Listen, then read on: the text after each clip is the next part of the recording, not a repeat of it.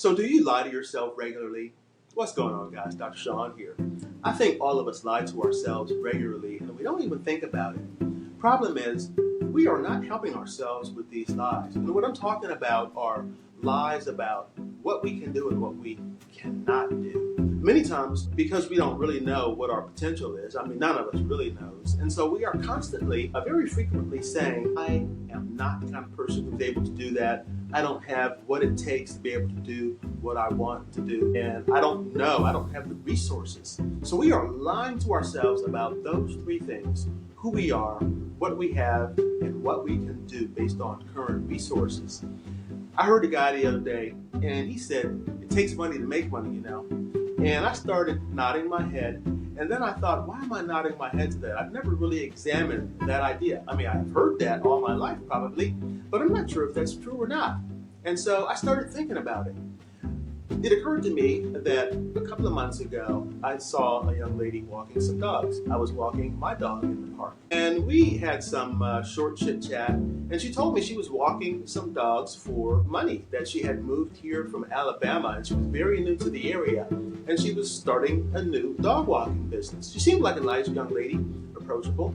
Something was trustworthy about her, and so we exchanged numbers. I didn't have any needs at the time, but then, as life would happen, I did want to go out of town and visit my family in a quick and, sort of unplanned weekend. And so, I had stored that young lady's name in my phone, and I stored it under dog walker just in case, and I called her. And turns out she watched our dog for about 3 days. I paid her $100 or so, a couple $100. I don't remember what it was, but that was a business that she was scaling up. How about that? So let me see now. She didn't have to buy a dog in order to walk a dog. She didn't have to buy a new leash. We bought the dog food. Basically, she didn't have to put up any money to start a scalable business. And I thought, wow, look at there. You don't actually have to have money to make money. And how about, let's say, if you're a handyman? Well, if you got some tools, the kinds of tools that guys have hanging around anyway, well, you can probably start a handyman business, and you don't have to have money. Actually, just a little know-how or some interest. And I started thinking about some other types of jobs also. What about like a maid service? Well, what do you need? A mop, some pail, or really just an interest in starting something, a business without money?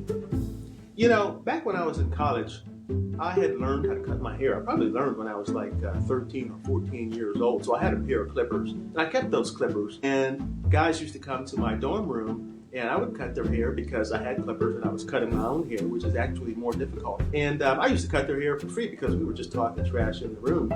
But turns out, I could have scaled up and made money without really having any money. Basically, we are reciting choice limiting ideas. We are telling ourselves those.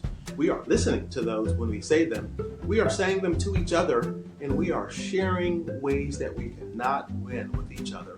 And so many times we are growing and building communities based on some ideas that we can't win. Who are we helping with this?